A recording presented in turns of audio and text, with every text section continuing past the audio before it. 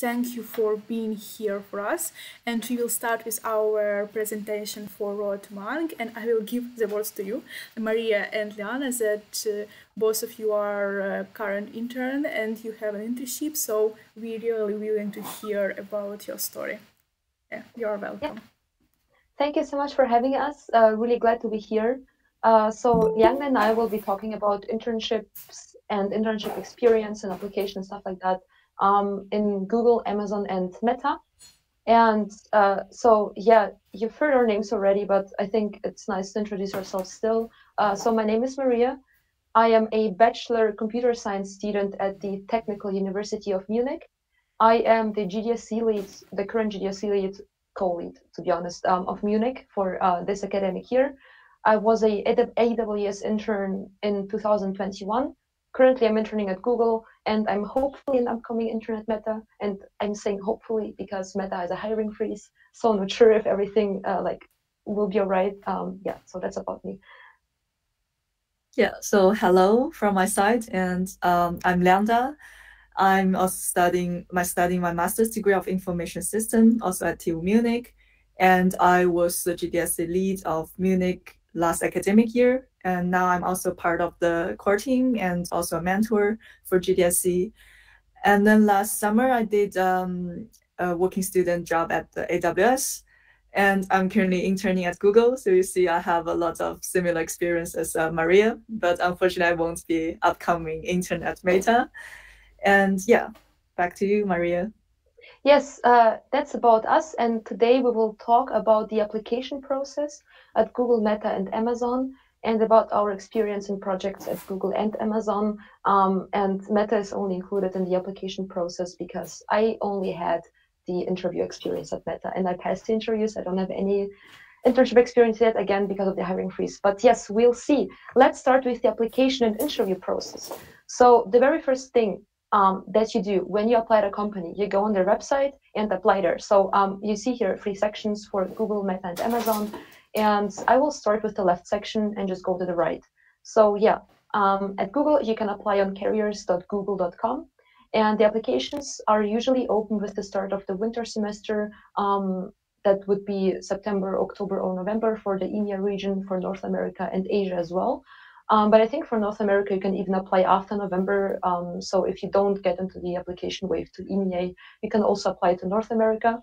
And there are a couple of types of internships. For example, there's the STEP internship, which is usually for the 1st and 2nd year bachelors. And a STEP internship is basically where you have a partner, and with this partner, another STEP intern, you work on a project in Google. For the 2nd year bachelor's or master's, you usually apply for an SWE, which is a software engineering internship, or SRE, which is a site reliability internship. The difference between SWE and SRE is basically that for SWE, you work more on the customer side, and for SRE, you work more on the backend side, like on the backgrounds. And you can also apply to SRE or SRE even if you're the 1st or 2nd year bachelors. The STEP internship would be just a bit easier for you, and it's also designed for people with less experience. You can also apply to PhD, but only as a master's. As a master's or PhD, you can apply to a research internship, and the interview process differs completely. But we will only talk about SWE and SRE internships because we are both doing them. For Meta, you can apply metacareers.com. Right now, there are no internship positions because of the hiring freeze, but we'll see. Maybe they will open some in the next couple of months. And the application for Meta also is open with the start of the winter semester. And there are a lot of different types of internships, for example, SWE internship, infrastructure engineering, front-end engineering, and so on and so forth. But we will only talk about SWE here. Yeah. And for Amazon, you have to apply on Amazon.jobs, and the intern positions could be open all year long, which is really nice in comparison to Google and Meta. So you can apply actually all year long. You just need to check the internship positions. And a nice thing about Amazon also is the part-time working. It's possible in a few teams. For example, in Munich, Yang, that she already mentioned, did part-time working at Amazon. And there you can also apply for SWE, data science, solution architect, and so on and so forth. At the end, all those internships just differ with the interview process, but we will talk about SWE. Yes. Yeah. So now more tips on your CV. which is kind of the most important part when you apply. Like they don't require a cover letter or like motivation letter, but CV is really, really important. So here you have some examples actually from Maria's CV, which is really nice. So first things is to show some keywords, also facts and numbers. Like for example, in the Amazon job, she mentioned like increase scalability from 4 to 10,000 and then 89% test coverage. Like such numbers matrix that can help the recruiters to see how your impact of your internship, of your previous job was. And this is quite important to like try to think of some numbers that you can show in your previous experience. And yeah, you can highlight your achievements. Also, what's important is not only your work experience, but also your experience within communities, your voluntary experience. Also, like things you've done outside of your university. For example, Maria has here the hackathon, which is GDIC Solution Challenge, happening beginning of next year, like beginning of every year. And yeah, if you attended such hackathons, you can always put it there. Also link to the your videos or your code base. And yeah, if you achieve the top 10 or achieve something there, you can also put it there, like top 10 finalists among 800 plus teams. That would sound really amazing to the recruiter. And also be short and precise. They won't, like the recruiter won't have a lot of time like read it carefully, all the sentences. So just make sure to keep keywords and make it short. And yeah, show your skills. And also another tips, like if you know someone who interned at such companies, you can look through their LinkedIn, and some people will have their CVs on their page. So you can take them as an example how they format their CVs, and yeah, you can try to make them a bit outstanding to catch the eyes of the recruiters. And after you're finished with your CV application, the next part are the technical interviews. So imagine you pass the CV stage. So yeah, technical interviews, they differ for each of those companies. We start with Google again. So the first part is the online challenge. Usually you get 2 coding questions and about 60 to 70 minutes to solve them. And I wrote they're different for each region, because last year when Leanda and I applied for the EMEA region, we didn't have an online challenge. The online challenge was there for North America and for Asia, but this year they implemented the online challenge for the EMEA region as well. So now it's the same for all regions basically. So if you apply after the CV check, you would need to go for those 2 coding questions. The second part of the technical interview for Google is the 2 phone interviews back to back. Each phone interview is about 45 minutes, and you get 1 coding questions to solve. And you basically talk to a software engineer from Google, and you solve this question together. And at the end, you have about 5 to 10 minutes time to ask the engineer questions about their work and about themselves. After you pass the phone interviews, you get to the project matching interview, which is basically a really nice thing at Google. They let you select a project where you will be working at, and this is basically you talk to the people, to the potential team, to the hosts, to the potential hosts. You discuss the project, you talk about your experience, about their experience, and at the end, if you decide that you both like each other, you will get an offer. And some small tips here for the technical interviews: the result is not necessarily the most important part, and communication and problem solving is really important. So don't worry if you won't be able to solve the question until the end during the phone interview. Your communication is really, really important, and this is what you actually need to work on. So for Meta, the first step is questionnaire. I don't know if it's for everybody, but I remember when I applied to Meta, I had to answer a questionnaire from the recruiter talking about my experience, and they were also asking about my project, so I had to write some specification details there. As soon as you pass the questionnaire, you get to the first phone interview. And then you have the second phone interview as well. But in comparison to Google, both of those phone interviews I actually divided. So each one of them is 1 hour. And between them can be a couple of days to a couple of weeks to even a couple of months. And you get 45 minutes to solve 2 problems and 50 minutes to talk with the interviewer about your experience. And as soon as you pass the first phone interview, you get invited to the second phone interview. And as soon as you pass the second phone interview, you will get an offer. And here it is absolutely the same thing. The result is not necessarily the most important part, and communication and problem solving. And I really want to emphasize the communication and problem solving, because this is what they are mostly looking at for interns. It is not a problem if you don't solve the questions. Communication, your thought process, stuff like that is really, really important for those interviews. For Amazon, it's a bit more complicated. So at first, they have 2 stages. The first stage is an online challenge. The second stage is the phone interview with the interviewers. So the first level, so to say, of the online challenge is debugging, where you have about 30 minutes to debug your code. I had this when I interviewed for Amazon in 2020. I don't know, I think, Lianga, you didn't have it, right? The debugging part. Nope. Yes, so it the working student job, I didn't have the online challenge part. Yeah, so it's different usually for the job you're applying for. And I think nowadays they don't do the debugging challenge anymore, but I had to do that. And the second part of the online challenge is the 2 coding questions, basically an online challenge where you have to solve 2 coding questions in like 90 minutes. And at the end, there is also a personality test. And this personality test is basically asking you about yourself, like what kind of person you are and how you handle different situations. The third part of the online challenge is a day at Amazon simulation, which basically means you pretend to be a software, like a full-time software engineer or an intern, and you have to solve some basic tasks like meeting scheduling, emails writing, I don't know, also like unit tests writing, code debugging and stuff like that.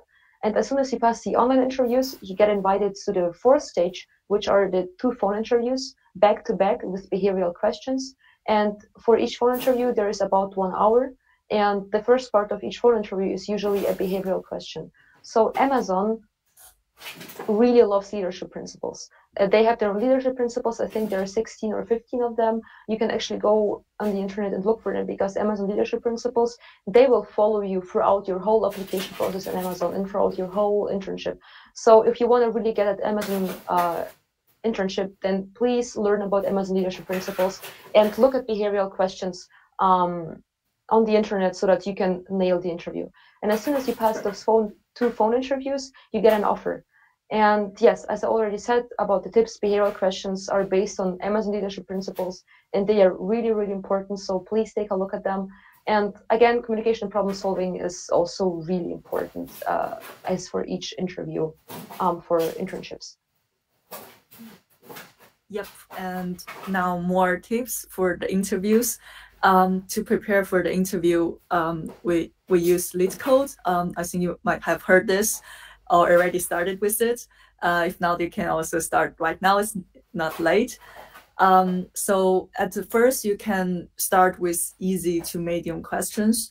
I feel they don't really ask hard question, but you can also try the hard question later on to see how you can break it down and communicate the things that you don't know. And you can start like two topics, like each time you focus 1 topics, for example, sorting, and then you tried some easy to medium question there to see, like, until you feel confident with such topics, and then you can move on to the next one. And really important, don't forget to speak out loud. That's to communicate with the interviewer, to practice your communication skills. That's really important because it's, like as Maria mentioned, the result is not the most important things. It could happen that your solution is not 100% correct or optimal, but if you communicate or see your thoughts, then the interviewer will know you know the things. And how to practice it, do mock interviews. We actually did with each other when we prepared for the Google interviews, and it was really helpful. So you can ask your peers to do mock interviews for each other, because when you give someone a mock interview, you can also learn from their behavior, and then you can give each other feedback, and then the peers can do a mock interview for you. So it was really helpful for me. And practice questions for the interview. I think that at the end of the interview, you can ask the interviewer some questions to show your engagement and your interest, like you're really interested in the company and in the work. So you can prepare some questions beforehand to ask the interviewer, and try to solve challenges together with the interviewer, not for them. You can imagine like you are working together and the interviewer is just someone who is senior than you, and you are working together to solve this, and you are not doing a task for the lecture or something. And yeah, and each interviewer is different, and you need to adapt to them and ask questions. They might be different, like some interviewer will help you when you get stuck, but some will wait you to ask questions in order for them to help you. So if you feel any like uncertainty during the interview, or you not sure about your solution, you can ask them. Also, if you feel stuck, ask them how to ask them for some tips. They will help you. And yeah, they are just people, and the hardest part is actually the CV check, and it's behind you. If you are on this stage, you are almost close to the offer. Yeah. Yay. And as soon as you pass the interviews, you get to the project matching stage. I already mentioned that in the application process, but again, the project matching stage differs for each company. For Google, you get a project matching interview where you talk with your potential host and co-host, where the hosts tell you all about your project, you tell them about yourself. And the really not scary thing, but like a not so convenient thing about project matching interviews in EMEA is that if you don't find a team that suits you, but there is no team anymore queuing, you cannot go back. So you would need to reapply next year. It's actually different in the US, because in the US you get a default project if you don't find a team with a project that you really like. So yeah, don't let your chance go here. And some of the tips I can give you for this project matching interview is basically be interested, ask a lot of questions, not only about the project, but also about the people working on the project, about their day, their routine, when they start to work and stuff like that, because they will be your future team. And you need to see if they are a good match for you. And you also need to talk about yourself and your experience. So make sure to go through the whole CV that you made, and because it will be shared with the potential hosts. Yeah, and the last thing I can give you is, like a tip I can give you is be honest, talk about your experience, and everything will be fine. So for meta side, you need to fill out a questionnaire with personal preferences. For example, you need to say if you like infrastructure or machine learning, front and back end, and so on and so forth. And based on this preference questionnaire, you will be matched to a team and a project. For Amazon, you will just assign to any team. So yeah, it's pretty simple for them. Yeah, and the question about when will the internship happen. So when you apply now, it's usually for the next summer. And for Google, the last could be 3 to 6 months, but I think most of the case there's just 3 to 4 months. And you can choose the start month between April or until October. And you can usually start at the 1st of the month or the 15th of the month. And the peak time is summer. I feel most of the interns in Munich, they are starting in June. And for Meta, then it's 3 months, and there's summer internship and winter internship, and they have different possibilities.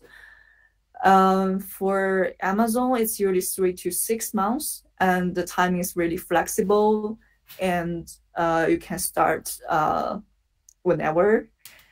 And typically on the first month, you will start with onboarding and possibly also training, and then 2 months of work and documentation, and the end also the presentation. And don't worry if you don't fully finish the project, it's totally okay. And in some of the case, there's also possibilities to extend. So for Google, it's possible. Also for Amazon, I'm not sure for Meta, maybe also possible. No, it's hardly 3 months. Oh, okay. Yeah, then for Google and Amazon, that's possible to extend. Yes, exactly. And now we will talk about experiences in projects. I think it's your slide, Leander. Oh, yes. So currently I'm interning at Google, and I'm part of the Fitbit sleep team. And our team is developing sleep-related feature for the Fitbit watch. And my project involves like Android development with Kotlin and Jetpack Compose. Actually, most of my previous experience are more web, focused on web. So it's my first time doing mobile development. I need to learn this new stuff, which was really exciting. And I'm a remote intern. I'm based in Munich, but my team is located in Bucharest. And for the Amazon, last summer, I was part of the AWS EC2, which stands for Elastic Compute Cloud enterprise team. And our team is working on SAP on AWS projects. And I was doing web development with React, TypeScript, and also using a lot of AWS tools. I was a remote working student, and it was really flexible. So about like Maria will say more general experience. So I will more focus on the remote experience now. So I have the fully support of home office tool, like you will get monitor, keyboard, mouse, headset, like everything you need to work from home. And there will also be a lot of virtual events to help you meet other people. Also interns, they even have like both in Google and Amazon, they have some regular social support intern group that you can sign up. Amazon doesn't provide second monitors. I'm not sure, like in my case, I just had one and I don't need the second one, but yeah, maybe that's the case. So back to this, regular social support intern group that you meet weekly. And at Google, it's like meeting, you have the possibilities to meet weekly. And at Amazon, there's also this intern circle that you meet regularly and discuss some interesting points, or you will also assign a mentor. And you still have the chance to visit office being a remote intern. Like for now, I think 1 month ago, I flew to Bucharest and visit my team there. And I spent there 1 week to see the office and then to network with my colleague there. It was a really nice experience. And usually Google will reimburse your cost for traveling and the accommodation when you go to, like, it's a need. And yeah, also I could visit the Munich office, but not like officially not that often, but I got the temporary badge that I can go there when I want. Yeah, thanks a lot. So for my side, I'm not a remote intern. I'm working actually in the Munich office. Right now, I'm also in the Munich office. And I'm really sorry if it's so dark in the room. I haven't figured out where the light switch is actually, but I hope it's okay like that as well. So I'm a part of the privacy, safety, and security team, and I am mostly working on internal tools, providing some, not support, but I need to automate some manual processes.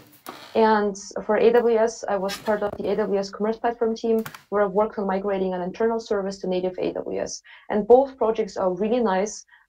They were also like real projects with real use cases. So that means that they didn't like just came up with some projects for the intern. You will actually get a problem that Google or Amazon has, and you will actually solve this problem, and it will be actually used afterwards. A really nice thing about both companies is as well, you're treated as a full-time employee in the most respects.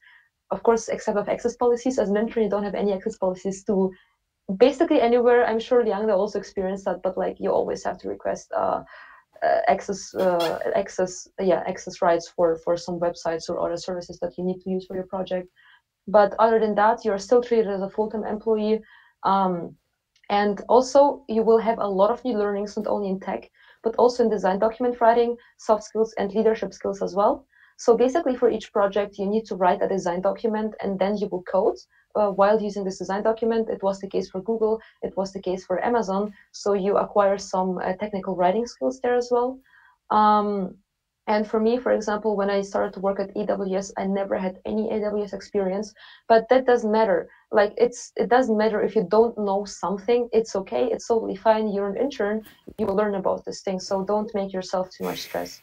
Also, one not so convenient thing sometimes is that there are a lot of internal technologies. Amazon still uses Git, for example, for version control, but Google has a lot of internal tools, especially if you don't work on open source projects. So yeah, you will need to learn their build system, their version control and stuff like that. It can be a nuisance, but it's still really nice and really interesting. Another nice thing is that both companies have a no blame culture, which basically means if you make a mistake, if you do something wrong, it's totally fine, it's not a problem. Nobody will blame you, nobody will scold you for that. The one thing that you need to know is just like you need to learn from your mistakes and do better next time. Also, help is everywhere. One really important thing about both projects is that you really, really need to communicate with your teammates. You need to communicate with people from outside. Don't know something, then ask for help. This is like the most important thing, because if you don't ask for help and try to do something by yourself, it sometimes will take much more time than you would like to, and maybe you won't be able to finish your project as well or get as much experience as you would like to. So if you're stuck and if you really don't know what to do, then ask for help. People will really help you. They're always there to help you. Another nice thing about Amazon is that you can also meet interns from different backgrounds, which is pretty nice because at Google, 80% of people are in tech, so you need only software engineers or software engineering interns. But for Amazon, when I was in Berlin, I met business intelligence interns or data science interns and so on and so forth. So if you go to Amazon, you will have a really broad variety of different interns and you can exchange experiences. What I did, and this was really nice. And another really cool case is that for Google, Google has fun offices. At Google, you get a lot of free stuff. It's not the case for Amazon. I mean, you still get free stuff for Amazon, but not as much as Google. So I think Liangda also has had this experience when she visited the office. We have a lot of free food, free cake. We have free ice cream, a lot of free drinks. I don't know, sometimes there are things that are called TGIF, which is basically means thanks God it's almost Friday. And on those days, we usually have some country-themed food. I think a couple of weeks ago, we had the German-themed food because of the Oktoberfest. Before that, we had the Latina month or Indian month, which was also really nice. You also get a lot of other fun stuff. This is from the Munich office. I randomly found an alcohol bar in one of the floors. There's even a music room where you can play instruments or even mini golf. And another free stuff that you get is coffee. They usually have a barista where you can also do a barista workshop. Again, food, snacks, and drinks, especially cake. Also, sometimes Google has e-bikes and G-scooters, but not every office. In Munich, they don't have e-bikes and G-scooters. You also get free massages and also gym and fitness classes because you need those to kind of shake off all the calories that you maybe gained through eating so much food and snacks. Yeah, thanks. So after you while you are enjoying this wonderful office life, you also need to work and then have the evaluation ahead of you. So for Google, for both Google and Amazon, you have midterm and end term evaluation.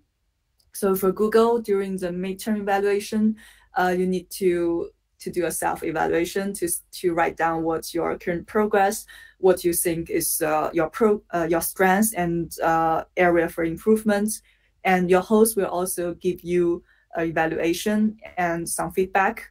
And actually, this midterm evaluation doesn't influence the end evaluation, which is the one decided for your returning offer or conversion. And then for the end evaluation, you need to have your design doc, your code with some test coverage, which is important, and your logic there, and CLs. CLs actually stand like equivalent to your pull request, and your final presentation. And Google CV is something you write at the end about your project at Google. And then you have your feedback from host and team. And beside this, you will also have like, they will also evaluate on your work outside of your project, like whether you communicate good with other teams, and also if you did something for the community. And for Amazon, both for mid and end evaluation, you need to have design doc, code, your intern self-evaluation, and here you need to do it based on leadership principles. So basically, you need to select 3 leadership principles that you are good at and 3 that you are bad at. So you see how important this leadership principle is. And also mentor manager evaluation and presentation, team feedback. And for Amazon, you also have a bar raiser, who is someone outside your team, and assess your performance based on the artifacts you provided. Yes, exactly. And after the evaluation is done, you can get a returning offer. So for Google, you can have a conversion or returning internship. So in the previous years, if you want to convert after your first internship, you would need to do some interviews if your feedback wasn't really good. But I think for this year, you won't do, like starting from this year, you won't have to do any conversion interviews anymore, especially if you have a strong hire from both hosts. But you can also do a returning internship, and returning interns typically don't have any conversion interviews, so and you can do as many internships as you want. For Amazon's case, you usually get a return offer and they are bounded to the current team, but you can also choose to switch a team. And you get a returning internship and a conversion as a type, and they don't have any conversion interviews in, I believe. So yes, thank you so much for listening to our presentation. Nice to be here. So if you have any questions, then you can ask them. Yeah, so thank you very much, girls, for your information. It's really a lot, and it's already in mind. But yeah, I saw Kirill his hand, so yeah, I give you a word.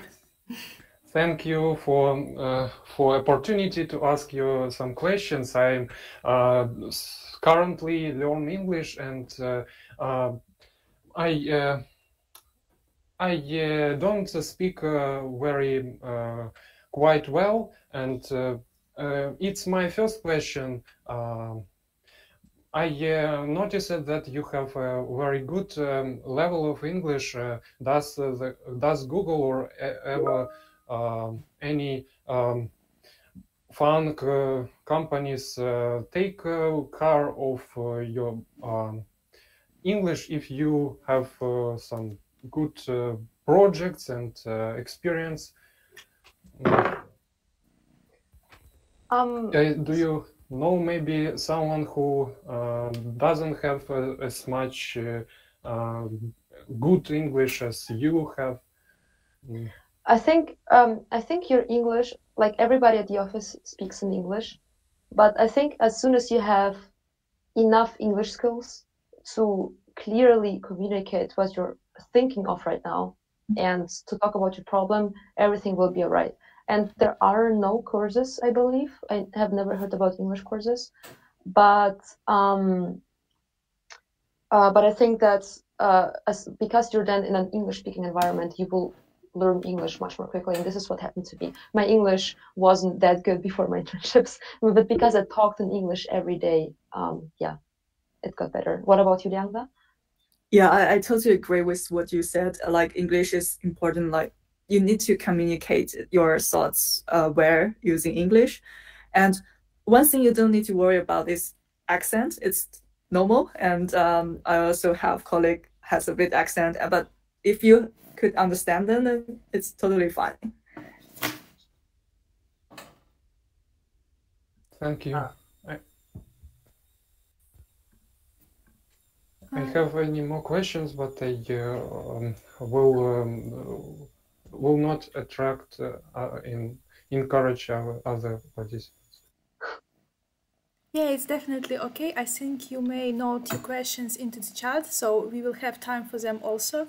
But I saw that Maxim and one more person, Olga, raised a hand. So it was Maxim was first.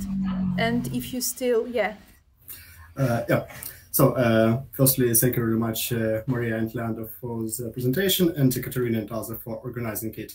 I have a question more regarding the interview process and all the later steps. So basically, I applied for a couple of internships, really lots of, and now I'm in the stage of waiting for the answer. And as far as I know, for example, in Google, it's first come, first served, so you can apply in an earlier stage or later. And if you have luck, they will take you. But is there some hard or soft deadlines regarding when you will go, for example, to online assessment, if it will, or for phone interview, like for which times you should wait for it? Yeah, it's a first question. And follow up, if or hopefully when you get invitation to let's say a phone interview, can you discuss with the interviewer, like, could we move it in some time or later? So is this agile? Okay, I can start first. So for Google, for example, I think for most of them, they are rolling based. Means if you apply earlier, then you will have more chance to get, like, if you apply really late and the positions are already filled, then you won't get the chance to get interview. And in my case, last year, and by the way, they have, like for Google, for example, they have a deadline for the application, and I think it's this week or next week, deadline for the application, so you can check on the website. And last year, in my case, I applied like beginning of November with a referral, and I got my interview really, really late, like in February next year, like this year. Okay, so yeah, it could happen. I saw that I didn't get the chance anymore. Oh, probably, yeah.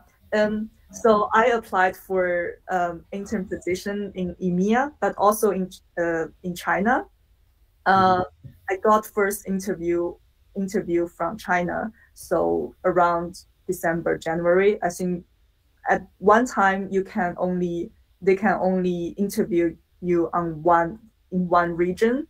So that's why probably I got first from the interview opportunity from China, and then the EMEA region was like stopped my application.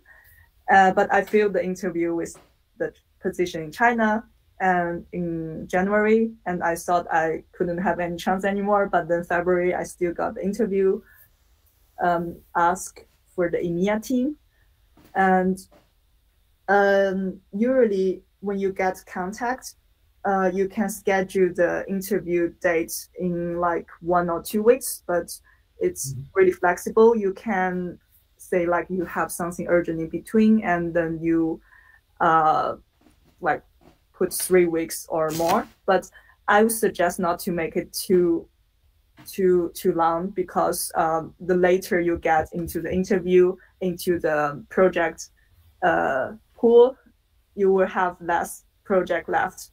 And then for after I think I got my interview like mid of February, and I waited again like 1 month for the results of the interview. So like at Google, it's really taking a lot of time. So I got my results at mid of March, and then I wait again like 3 weeks for my first team match. So in my case, it took longer. So I would suggest to go earlier as possible. Yeah, how about you, Maria? Yeah, so for my case, I also applied at the beginning of November and got my interview invitation at the beginning of December, like 1 month later. But I also applied with the referral from the same person as Liangda.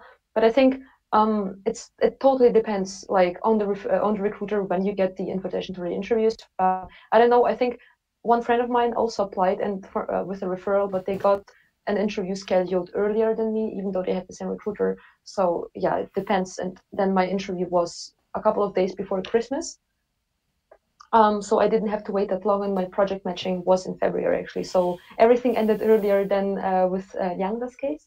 But about the application in general, I would also say that it's better if you apply early, but also not too late, because when we applied, the internship positions opened like on the 16th of October last year, and then we applied at the beginning of November or the second week of November. So it's totally okay if we apply like 2 to 3 to 4 weeks later.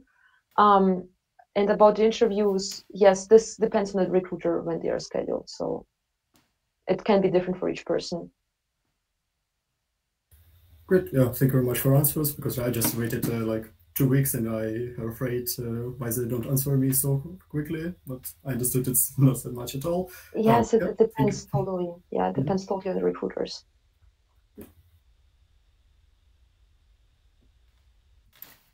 If there is no more question from your side, and then as well was Olha. I hope she's still here. Yeah. Yes, I'm here. First of all, I'd like to thank you for such a great presentation. You really inspired me and all the other listeners. Anyway, I understand that everything that you've already achieved couldn't be possible without your hard work, and maybe without some mistakes on your way, maybe without learning from these mistakes. So my question is, could you tell us about some difficulties? Maybe if you had some struggles during your application process, or if there was such a situation that you applied for an internship in a company, but unfortunately you haven't been selected. So if something Mandy mentioned had place on your way, what was the problem, and how did you solve it? If you don't mind sharing such an info. Thank you so much. No problem. So I think then I'll start. So for Google, I applied 8 times before I got my internship. I was rejected mainly on the CV stage. So that means that my CV was not strong enough to be accepted by the recruiters. And I also got rejected one time, even with a referral to Google. So the referral not always saves you, basically, to get an interview. I think what I did when I was rejected so many times at Google, I just worked to get my CV stronger. And what I mean by getting your CV stronger is basically doing more projects, doing more hackathons, especially hackathons. So your projects that you put on your CV, they don't necessarily need to be like, I don't know, 6 months long or 1 year long. They can also be 2 days long. And this is why I think hackathons is such a great option to fill your CV with information that you did. I think by the time that I applied to Google and got actually the internship position, I had about 10 different hackathons I participated at on my CV. So I would also suggest you, if you don't get it this year, then just work on making your CV stronger. And this is what I did. Each year when I got rejected, I just started to do more projects, started to participate at more projects. At Meta, I also applied 2 times. Like one time, I think the first time when I applied, I failed the phone interview when I was talking to the speaker. But I think my problem there was that I wasn't communicating clearly enough. I wasn't explaining my idea to the recruiter. I just jumped in the coding straight away without telling them why it's correct and stuff like that. You know, I didn't ask questions. I wasn't communicating well enough. So I think that for Meta, my biggest mistake was the communication. For Google, my CV, that it wasn't strong enough. And yeah, that's about me. Yeah, I actually totally agree with what you said. I also faced this problem. I was refused like 1 time by Google, and I think 3 times by Amazon. Like I applied for Amazon for 3 positions, and I was like refused the day after directly for all these 3 positions. Yeah, it happens 2 years ago. But then what I did with Amazon is I regularly, like I have like a bookmark for all the companies that I'm interested in, and on their job application page, and then I check it regularly, and I suddenly find the working student position, which requires SAP knowledge. And I luckily I did another internship, like not internship, but also working students at SAP. And then it was easier for me to get into that position. So sometimes you just need to keep trying, and maybe it's also some kind of luck that you find a position that suits your knowledge. And also for Google, when I decided that I want to join Google for the internship, I tried to get as much as, to get some experience with Google program. For example, I attended Google Summer of Code. That is an open source program that you like 3 months during the summer that you contribute to a project in open source communities. And that's organized by Google. And I heard like when you finish that project and then you apply to Google, your application will be marked kind of special, like you have the Google Summer of Code already, and it may be helpful.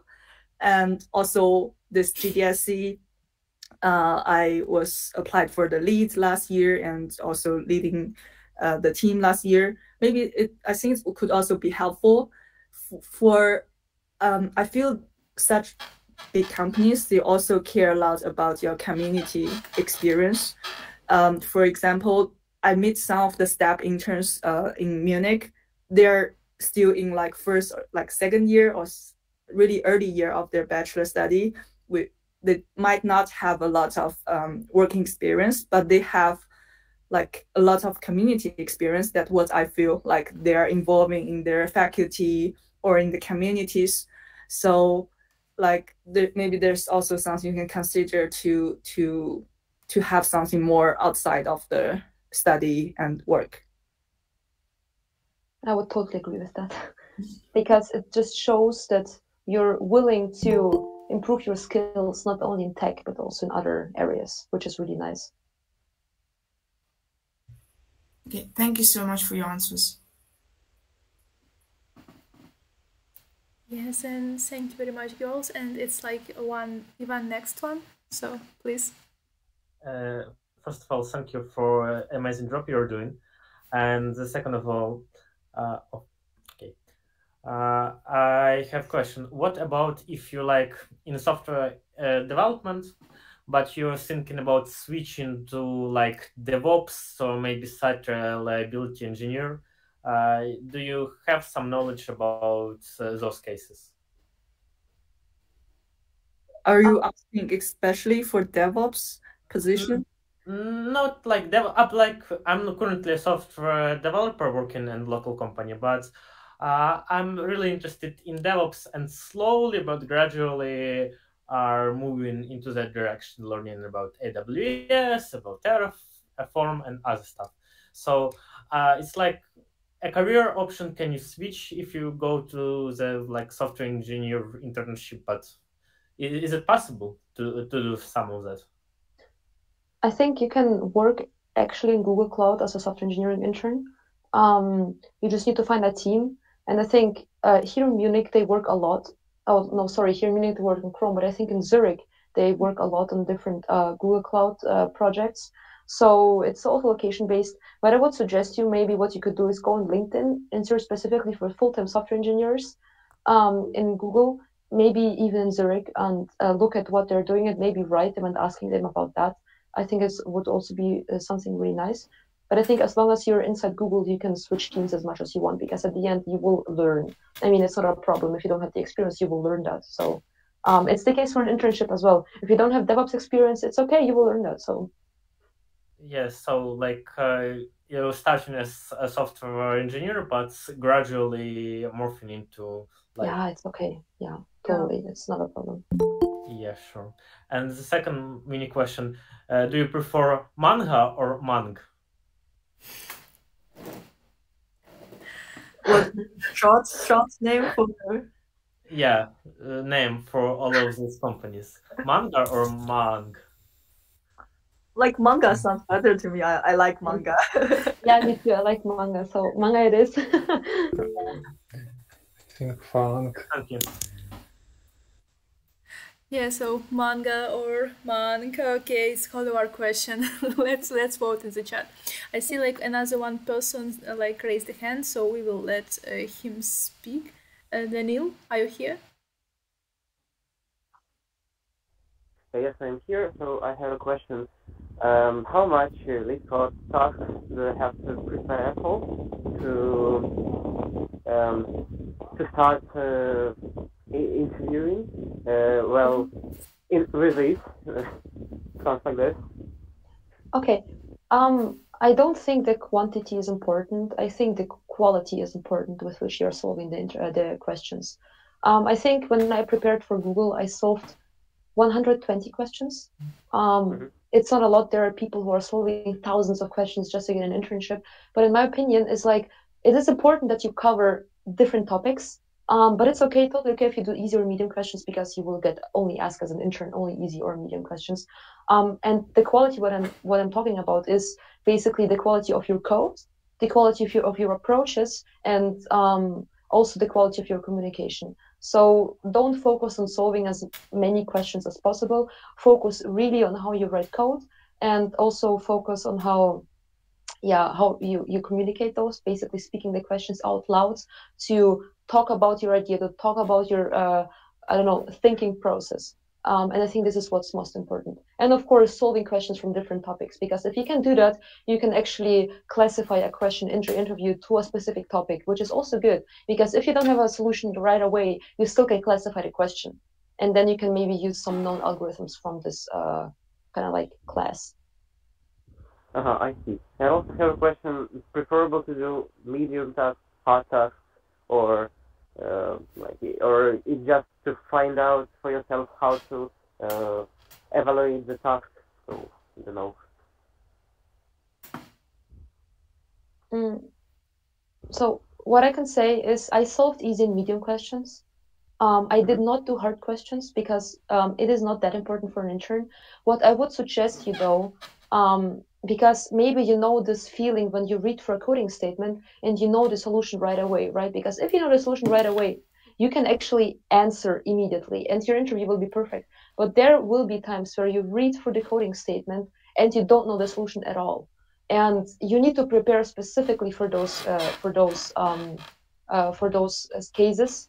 And this is why I would suggest you to solve hard questions, but not hoping for a solution, but explaining them, not just coding them, but like putting your hands away and just talking for the solution, for possible solution, just talking for the hard question.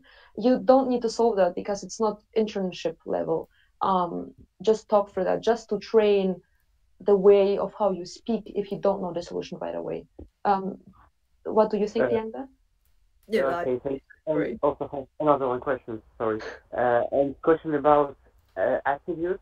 So I heard that it's really important to have a positive state of mind. And is it true? And how to train this part? Sorry, can you repeat that again? I didn't understand you.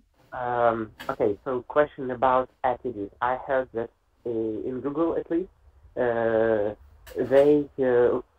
admire people who have a positive thinking. So is it true? And if it's yes, so how I can develop this? Positive attitude? Yeah, attitude. Yeah, I think you need to show your motivation and your enthusiasm for coding and yes. for the company. Exactly, I would also say that. And you can show that, Liang said that actually during the interview. Just ask the interviewer questions about Google, why they get to Google, about themselves, how they like their job, because this shows your motivation and that you actually want to work at this company. And you also need to show the willingness to learn. That means that if the interviewer gives you tips, you really need to go on those tips and really use them. Because if you just ignore them, it won't help you.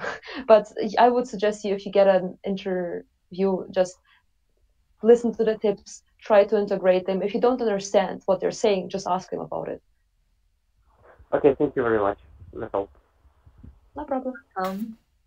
Yeah, so thank you very much, girls. I will ask a few questions from the chat because I see people really waiting for them. And like the first question was, if there is no technical tasks for Google Step internship, how do they challenge you on interview? And do the managers help with visa? What about accommodation?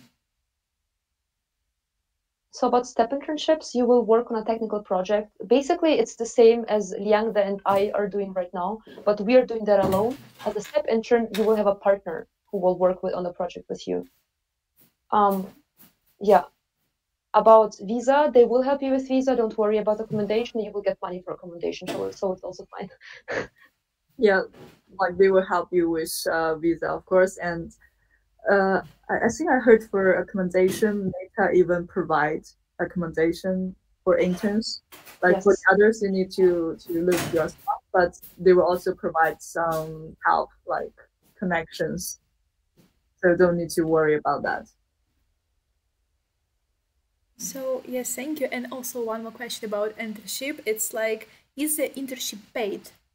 Yes, Of course. Of course. and good pay. Yes, Even in it's a good Amazon? pay. Yes, it's a really good pay. Yeah. Even in Amazon. Yeah. Yeah, we're all happy to hear it is.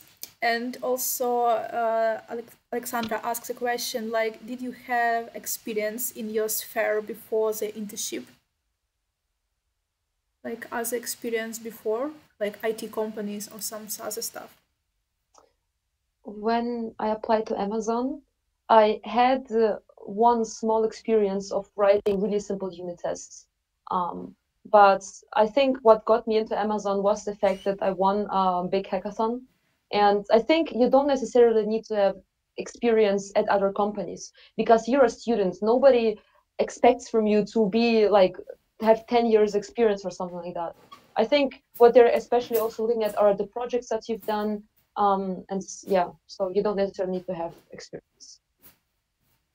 Yeah, for me, before I joined AWS, I had one working student. Like I have some work experience before, but they are not really technical.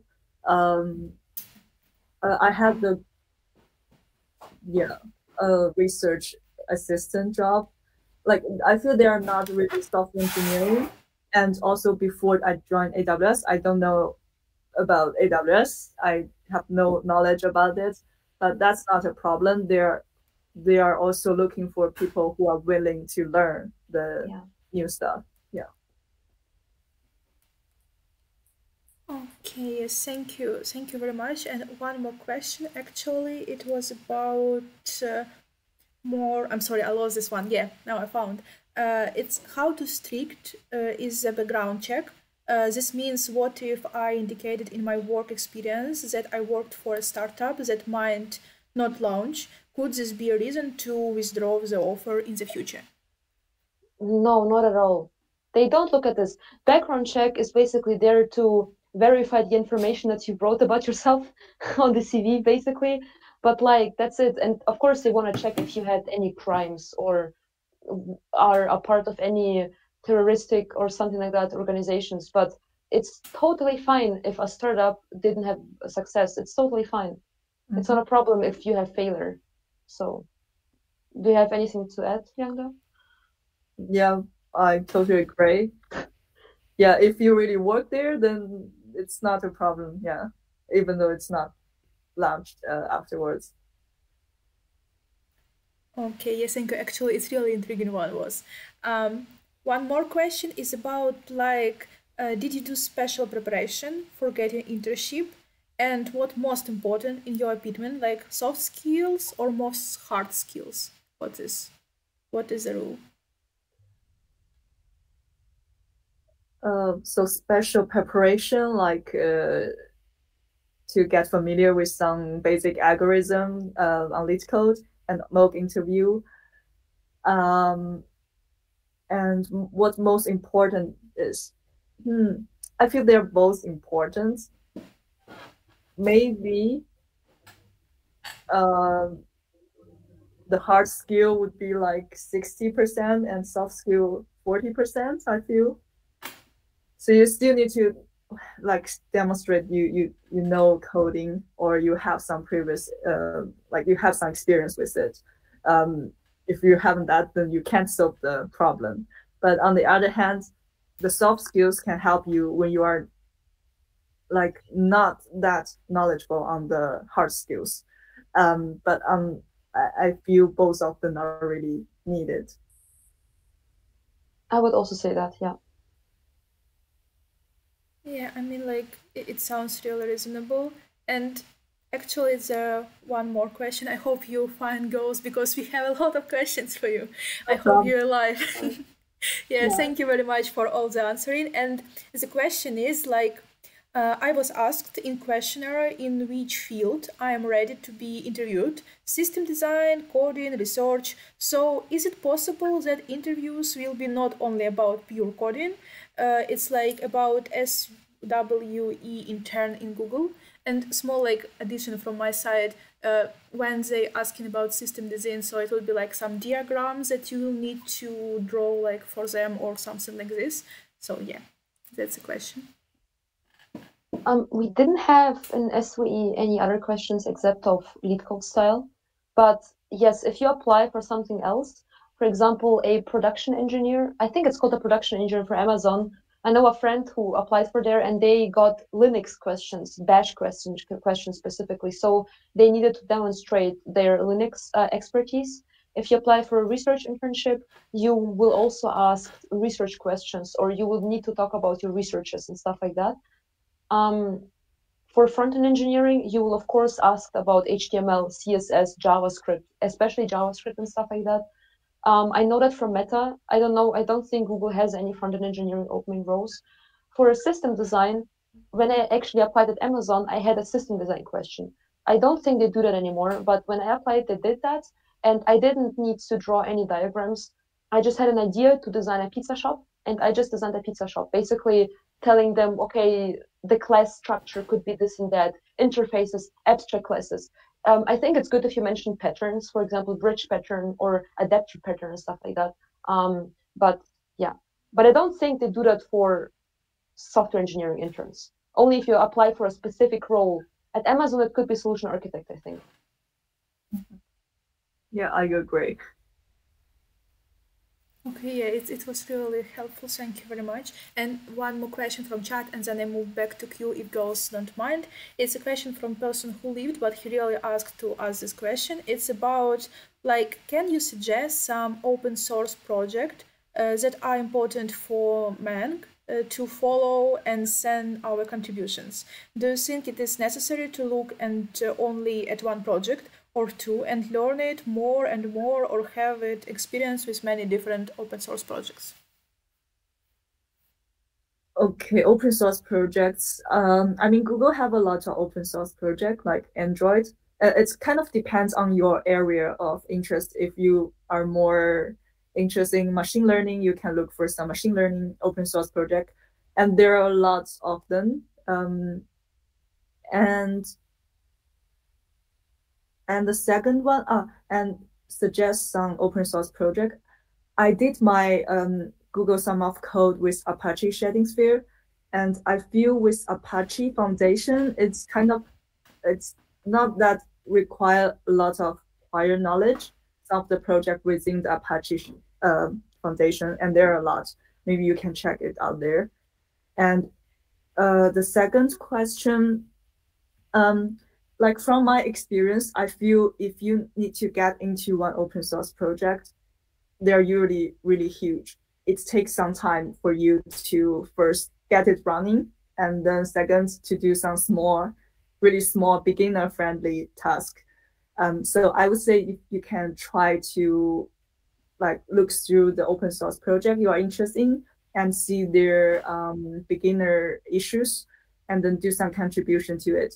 But I would suggest to focus on one. Like if you want to go deeper into it, it might be time consuming and it might take some effort.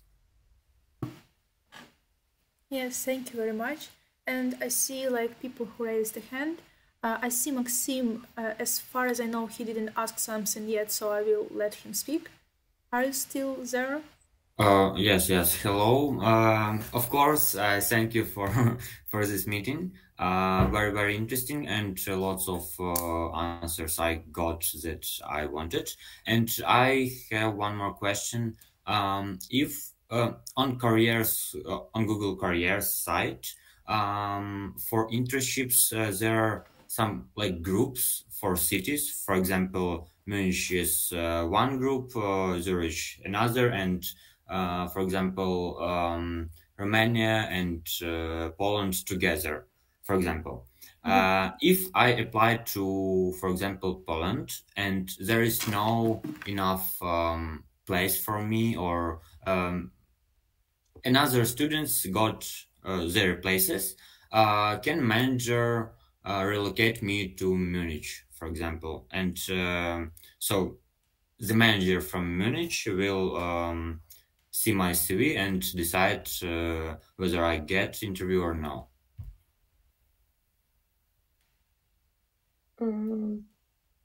I think it was the case for last year for sure. And at Amazon, when I applied for Spain, actually for Barcelona, I was moved to Berlin. So I think it might happen to you as well. But I'm not that sure. Do you know that, Lianga? I feel it should be kind of flexible within the EMEA region, but it really depends on the team and on the project, I feel. Okay, okay, thank you. Yeah. So I think that Ivan was next, and guys, I will ask you to ask one question because I see our speakers kind of tired already, so we want to hold them like too tight. So let's limit to one question with speaking like voice. So one is your turn. Okay. My question was, is it okay if I'm like kind of doing Leetcode in Python, but I not necessarily want to work in company and writing in that language? Like maybe I want to do something in C# or Java, but definitely not Python. Like, can I have this as only language for Leetcodes and for interviews, but then do job in another language? Or if I do it in Python because it's easier and faster to write, obviously. Just there's a question: is it possible to have an interview in one language, but internship in another one? Yeah, of course. I had Java for my interview, but now I'm programming JavaScript. So it totally depends on your team. So ask your team what their tech stack is if you don't want to program in Python. Yeah, it's just like when you solve in Leetcode, it's a great, but when you do like some real project, it's questionable. Yeah, you just need to ask your team. Yeah, and I think in case of Google, you will fill out your preference in a survey, and then you can list all the language you want to work with, and then you can exclude the language you don't like. But can you like have an interview in language that you don't like, but it's good for like solving problems, coding problems in short amount of time, but not for like big projects? Yeah, I think then you need to really check with the team you are interviewing with. Yeah, they will know the tech stack. Exactly. And also like the perfect like time to ask, because the team is looking at you, deciding if they want to have you in the team, and you're looking at the team, deciding if you want to work at this team. So if you don't like the tech stack, you just move on to the other team. It's totally fine. It's not a problem. Great, thank you.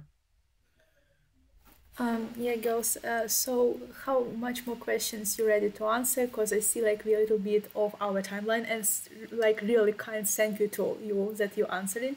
So are you have any limits, or like, yeah, it's good to know. I have time for 20 more minutes, I would say. Maybe until half.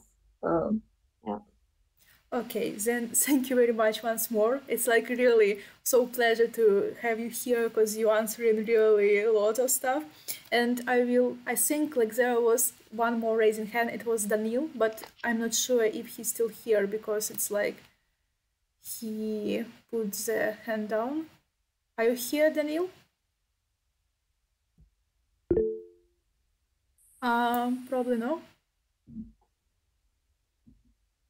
No, I don't hear anything. And last question: do you negotiate salary at the end? And how much Sorry? do you negotiate? Sorry? Do you negotiate a salary? Do you have any negotiations? Nope, it was fixed, I think. It depends on your location, then you have a fixed salary. Yeah. And on your degree. For masters, you get more than you get for bachelors. Mm-hmm.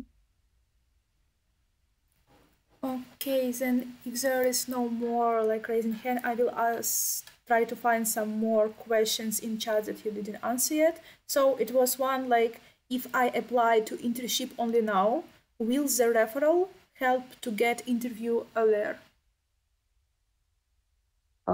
Yes.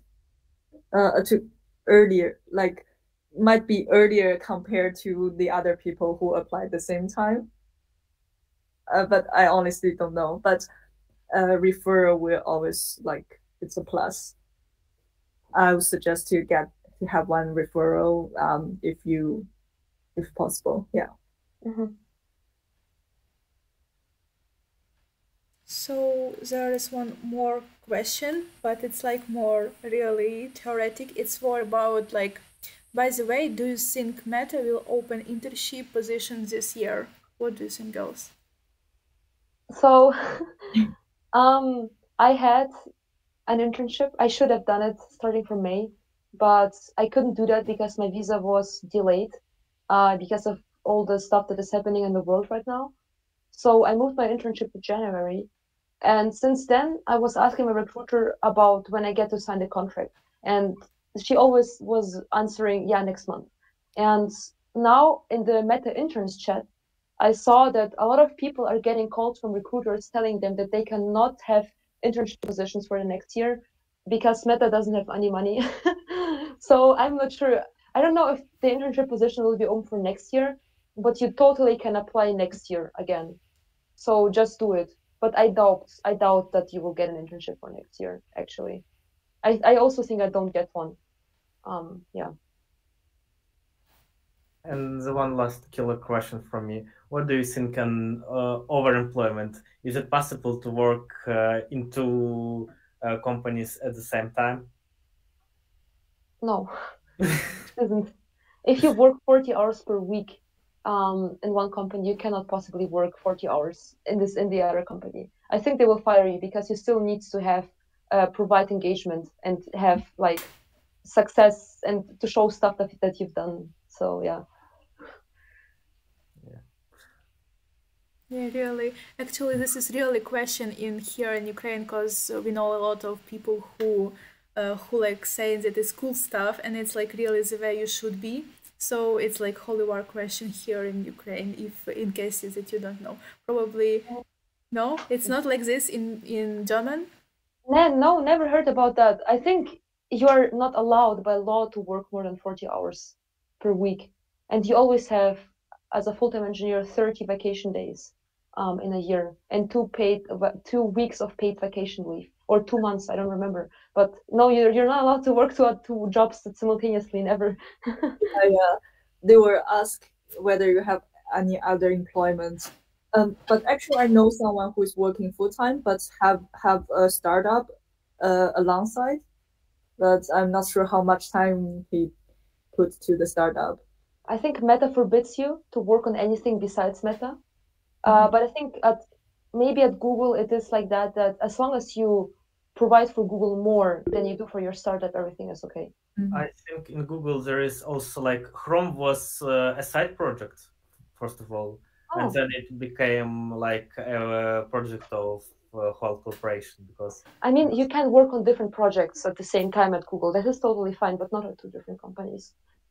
Especially 40 hours a week on both. Hustling. Yeah, also I know that some companies starting like external engagement, so that means like you can work on side project for client. It's really like common practice as I know in enterprise. So you can like get to be contractor on your official employment without any people between you two. But yeah, it's an interesting question. It's more about low side of the problem. And I see Maxim raising a hand, but I will ask one small question because on info session everybody keep asking and about marks, like your marks in university, how it is important to the interview, like about this GPA stuff when you calculate your number. So is this important or not? I would say not that important. Yeah. Like if you have a lot of experience, then they look at the experience of your work and the project much more than your grade. But if you have a really good grade, then you can definitely put it on your CV. If you think that it's like not that good to show, you can also remove it. Exactly. I would also say that like it's a nice bonus to have, but not necessarily one. Mm-hmm.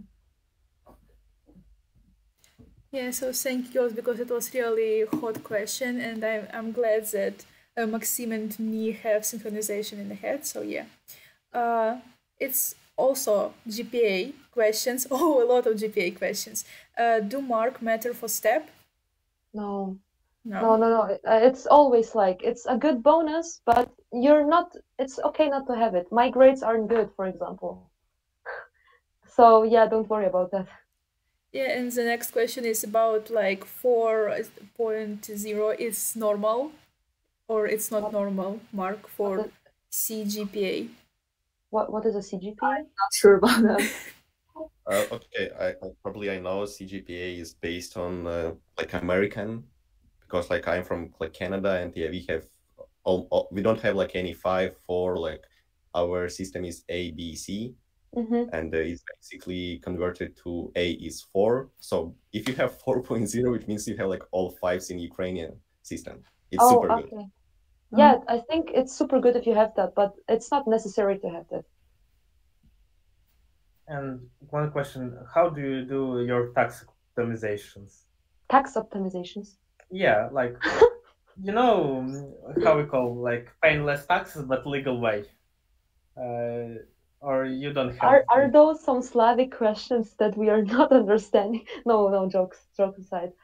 You pay taxes, like for us, at least in Germany, we pay 40% taxes always. And then you can fill out, I don't know the English word for that, but you need to fill out this form at the end of each year to get back some percentages of the money of your taxes. And you just do that. If you do tax fraud in Germany, oh no, you will go into jail straight away. Okay, yeah, now it's getting complicated. Number of the taxes, or do you need to guess number of tax you should pay, like in US, or does employer do taxes for you? The employer does the taxes for you, and usually for Germany you pay 40%.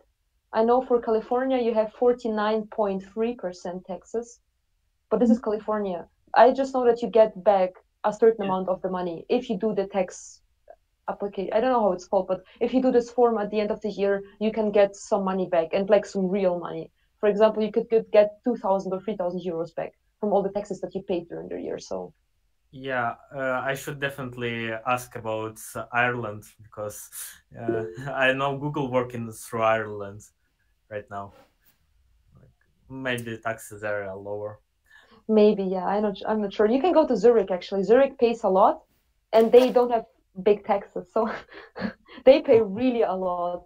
Maybe even the double amount of the stuff that we, Liang and I, are earning right now. Yeah.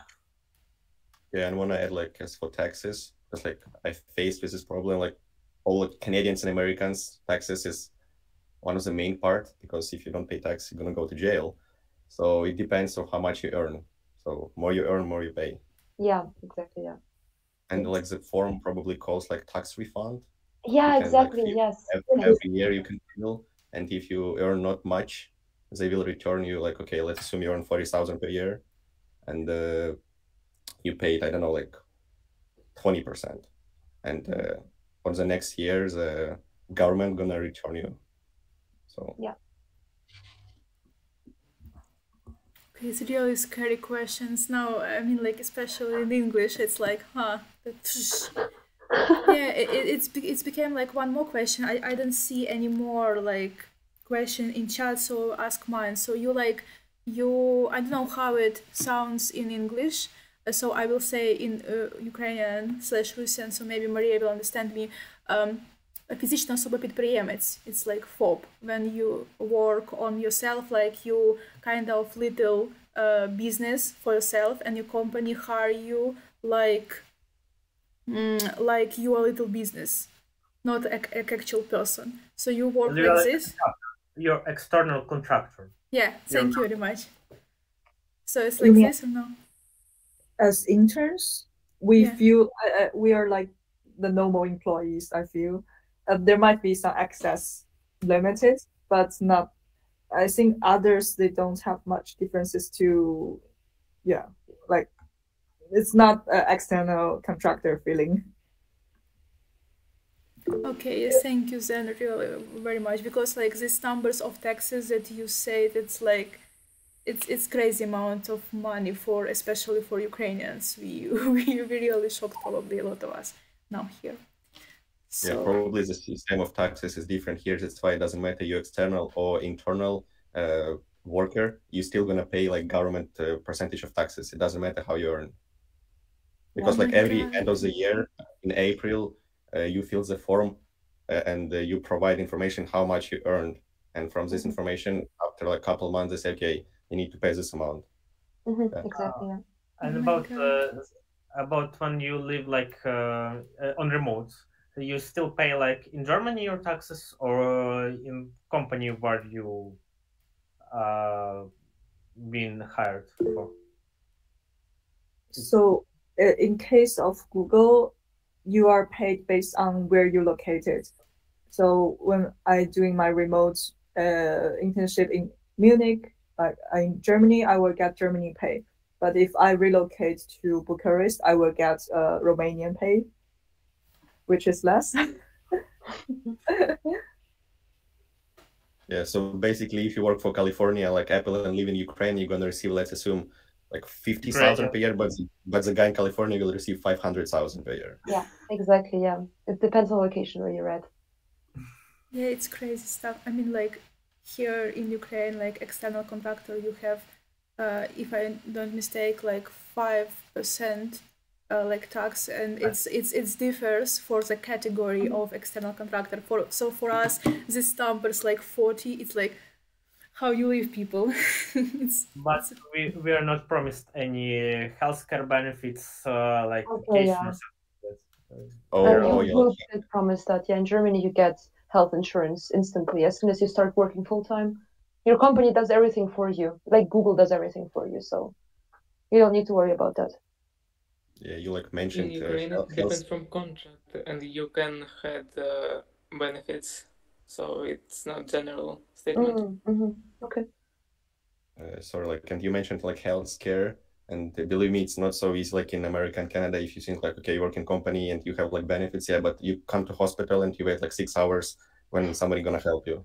Yes, I have a problem. Like I broke my hand, I came there, like I was waiting like half night because the health system in these two countries like not so perfect. Even if move you to have Germany. You should move to Germany. We have a great health insurance there. The only thing that you need to wait for a lot of time is just to get an appointment with a dermatologist. What's the cons? Yeah, I wish probably one day I will move. Oh, it's so sweet, like advertisement here with big letters. We have this amount of tax and this amount, and we have healthcare. Like, get to our country. So nice. I need to interrupt a little bit of our fun. We need to answer one more question because it's like really on time. So it's question like, how quickly does STEP invite you for an interview? I applied on the first day and it's still quiet. Is it possible that the rejection will not come at all? So I waited for a month until I got the answer. but I also, one time when I applied, I waited 8 months until I got the rejection email. So it totally depends on the recruiter how fast it is going. Yeah. For example, sorry, Daniel, I just wanted to mention, I already signed my contract with Google Munich, and a couple of weeks later, I got a rejection email from US Google. So it's really funny. Yeah, and I think there will be a rejection at the end, but it's it might take, and it's also dependent on the case where how quick you get to interview. Yeah, it's hard to say, hard to estimate. So it can be good news. You shouldn't worry that it's already everything's like decided for you. So actually I see it's really on time for you, I guess, Leander, because you said that you have only till the half of the, so probably we won't hold you more here and we'll let you go because you already did so amazing job for us. You told us a lot of stuff and all this question is really hard to find. If you don't mind, maybe you're interested in sharing your LinkedIn's and other stuff after, so we can share them with our audience. Maybe you wanted to say like last quotes for us to remember, and we'll let you go. Do you want to start, Maria? Communication is the key. Like literally, communication is the key. It is so important to communicate. It is really important to express yourself clearly, talk about your thoughts, stuff like that. So yeah, so from me, just try it. It's nothing. It won't hurt anything to try, and I would just encourage you to apply and don't be worried about not getting interview, not pass it. The first step is to apply. Yes. I mean, also, if you don't apply, your chance of failure is 100%. If you apply, it is much less. I applied 8 times. So the more you apply, the less is the chance that you fail. So we'll also say that. Thank you very much, girls. It's really empowering words. Great mental health day off because you're doing a really great job. You spend time outside your internships here for us, and we're really grateful for that. So it's our pleasure. It's always nice to share experience and see how many people would like to join us. Yeah, thank you so much for having us. Yeah, I mean, like, we really dreamed about you a long time, and this was really a pleasure to hear that, like, yes, we will do something for you, and it's even more big pleasure to have Leander here, because in first it wasn't planned, like, 2 persons, but now it's even more amazing. I'm like, yes, yes, thank you very much, Maria, in first hand that you agreed and you suggested us this kind of stuff. So, yeah, thank you very much, girls. It was amazing. Head like just blowing up with all this information. We wish you really a nice day, like end of the day for today, and a big hug for all of you, like virtual hug, but still. Thank you. Thank you so much. Yeah, you also have a good night. Yeah. Have a nice evening and night. Yeah. Thank you then. And yep, we will let you go because it was really, I mean, like, cool session. It was so informative and a lot of stuff that we need to remember somehow, but it's still cool. You can have the slides. We can share them, maybe. Yeah, it would be really great. We'll share it in the chat for our community. I think it would be really helpful for people here. Yes, sounds good. I will just delete some pictures because it's, yeah. Cool, nice. You can share the slides. Yeah. So actually, it's so shame to. I mean, like, I know that we need to let you go, but sometimes it's really difficult to let you go because you know, like, we sitting here with this warm atmosphere, and it's a huge thank you because it's feeling like we just sitting and having a cup of tea in some office and in your home, probably. I'm not sure. Yeah. By the way, keep us posted on your LinkedIn about your offers. Maybe you'll get in Meta or very. I hope so. I doubt it a lot, but I hope so. I think now, Maria, you have a big team for cheerleading because we all for you. We all hoping that your Meta internship will go smooth and it will be solved somehow. You know, anyway, if Meta is fail, we also have TikTok and Baidu. Like, no, actually, Netflix opened internship position. I was yeah, also I thought they take a big hits last quarter. They never had any internship position, so you could also check out Netflix. But I think they fired full-time employees and got internship to replace them. Yes, maybe. But what's bad for one person is good for other person. It's just rules of our life. We need to live with it somehow. Exactly.